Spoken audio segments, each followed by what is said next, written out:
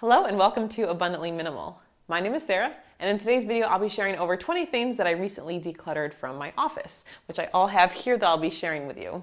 Of course, as with any of my decluttering videos, you ultimately are your own person and have to decide what makes sense for you to keep, but I know that many of you find these helpful as I talk through my rationale for letting go of something, and maybe you can apply it to your own items as well. And before we get into the items, just for a little context, most of the items you'll see have to do with my work as a curriculum developer. Many of you know I am a full-time entrepreneur on my two businesses. Obviously, YouTube is the most public of these, but really I would say YouTube only takes up about 20% of my work time. I'm doing a lot of other projects in the meantime, and it's been a busy school year. I've actually created 80 resources for teachers so far this school year, and it's been a lot of fun. For context, in the previous 5 years, I'd only made 40 things in the 5-year time. So doing 80 in, about 2/3 of a school year is definitely a lot. And throughout that creation process, I realized that a lot of materials I was keeping for curriculum development purposes were actually not what I needed. So that's what you'll see on a lot of these today. First up, I have 4 items here that are all related to US presidents. Now, this is not everything. I chose to keep 3 of our US presidents' books. The reason I let go of these mostly has to do with the materials themselves. I knew that I didn't need to keep everything. For the resources I'll be creating, I don't actually need, 7 sources. I can make it work with just 3, as well as additional materials that I can find online as well. So this is just an American president's book. Pretty lengthy here, so definitely don't need to go through that one.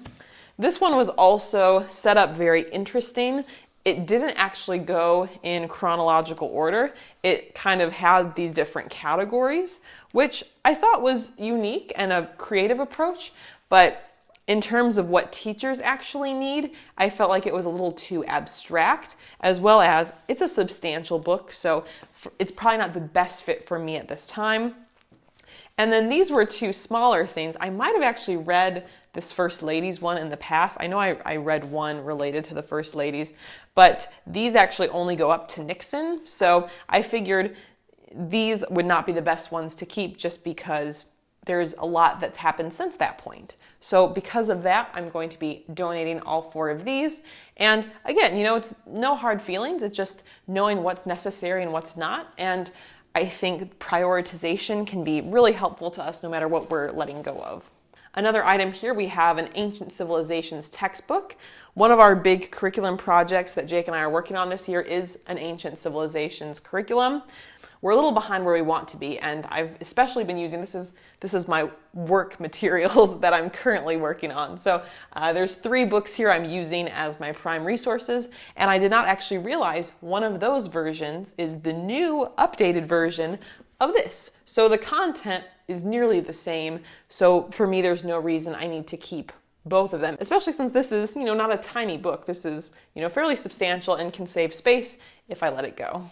Let's keep the fun going on these big reference books. This one I had not read, and I don't remember exactly how this came into my life, if this was something I had, the ideal version of myself had purchased thinking, oh yes, I'm going to read this 400-page reference book about the American Revolution. And the truth is that while I do think this particular book looks very interesting, I don't plan on prioritizing it enough to actually go through it. And it's one of those things where you have to see if your actions align with what your goal is.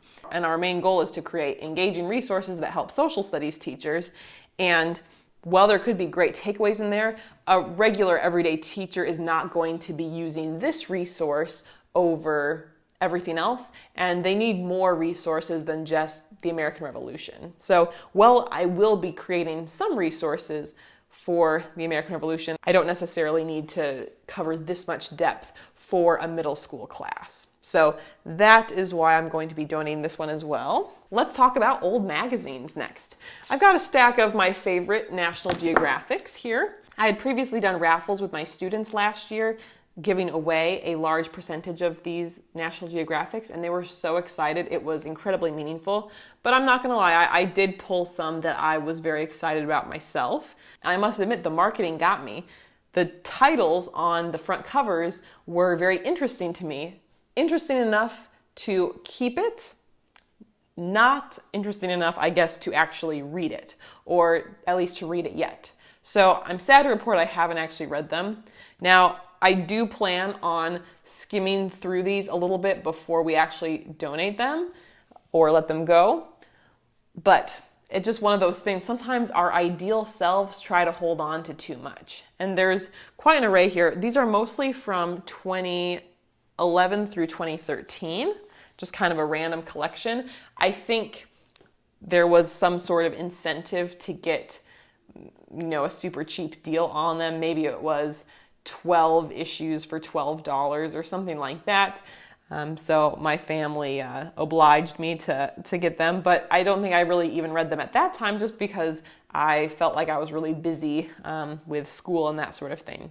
And if you have magazines that you haven't read and have been saving to read, let's either make it happen, see what value you can extract from these, or just get rid of them. Because if you've been saving them, this whole time, like, what's the point? When is it going to be the time that you look through them? Related to that, I actually have two vintage National Geographics, one from 1941 and one from 1950. Now, I purchased these at a store that's probably designed for hoarders, that was back at my college. I loved it. It was an amazing store. It was called the Idea Store.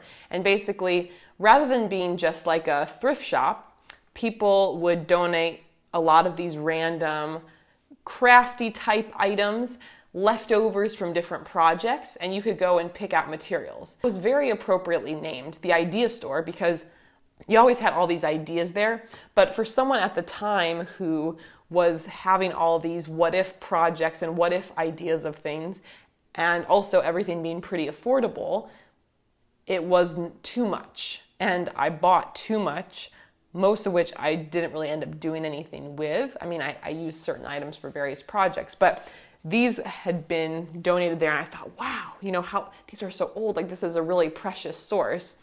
But have I looked at them or used them really at all? No, not at all.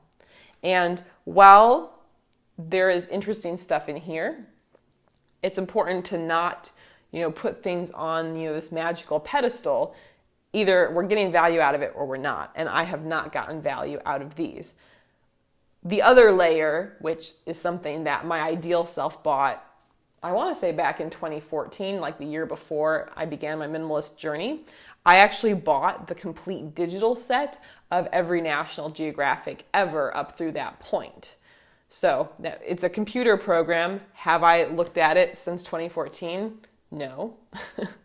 So, not ideal, but at least that doesn't take up physical space, and it means that theoretically, if I did really need to look back at these, I could on the digital format. So we're gonna also be getting rid of these. Last book for this one. This is just a 20th century events little pocket book, I suppose.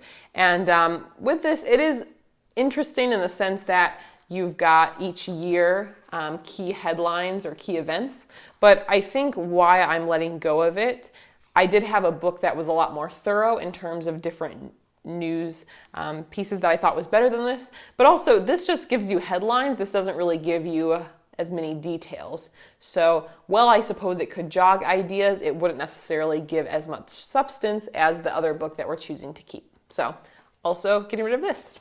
These are super random.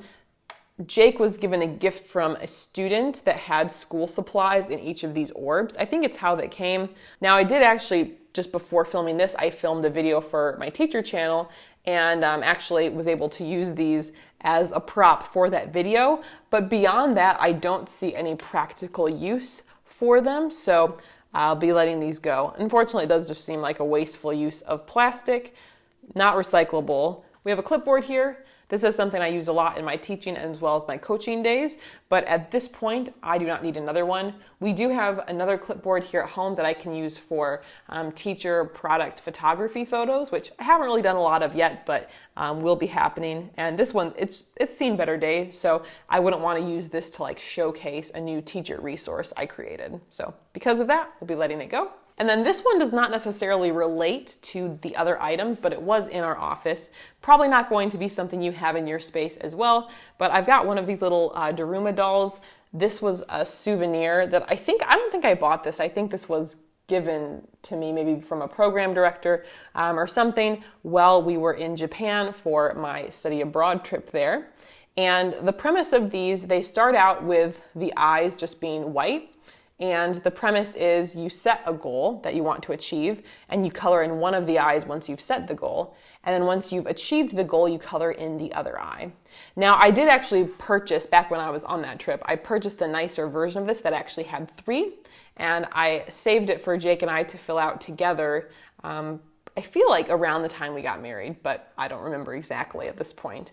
And this one was just a personal one. Now, historically, they are red, and you've probably actually seen clips of it in some of our past videos. Now, this one, I must admit, like I had set the goal, but I had kind of forgotten I had it after I think it had gotten misplaced during the moving process. And so because of that, I had met the goal before I actually had a chance to color it in. Anyway, long story short, I had since found it. The goal for this particular one was just a personal goal, I guess more of a business goal, but the goal was to reach a following of 10,000 or more people on a certain platform. Now, this was before I was doing YouTube. This was before Abundantly Minimal was a thing, but I knew that I wanted to do something related to the business world, and it's pretty cool. I mean, at that point, I had no idea what direction everything was going to end up in, but I'm very grateful, obviously, that things turned out the way they did, and it is pretty cool that I was able to color in the other eye. Our other one, it's a set of 3, and we have not yet achieved any of those goals.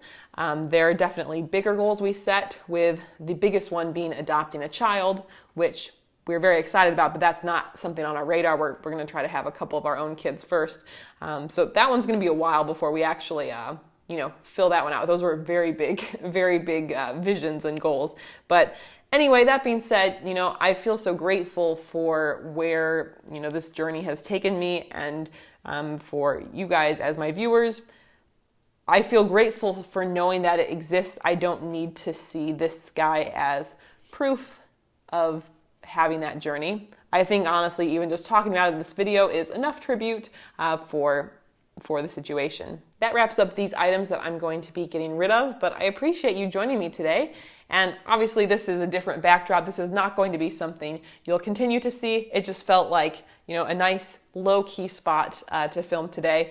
It was a cloudy day earlier. Now the sun is streaming in, so I hope it wasn't too distracting. But anyway, have a lovely rest of your day, and we'll see you in the next video. Bye.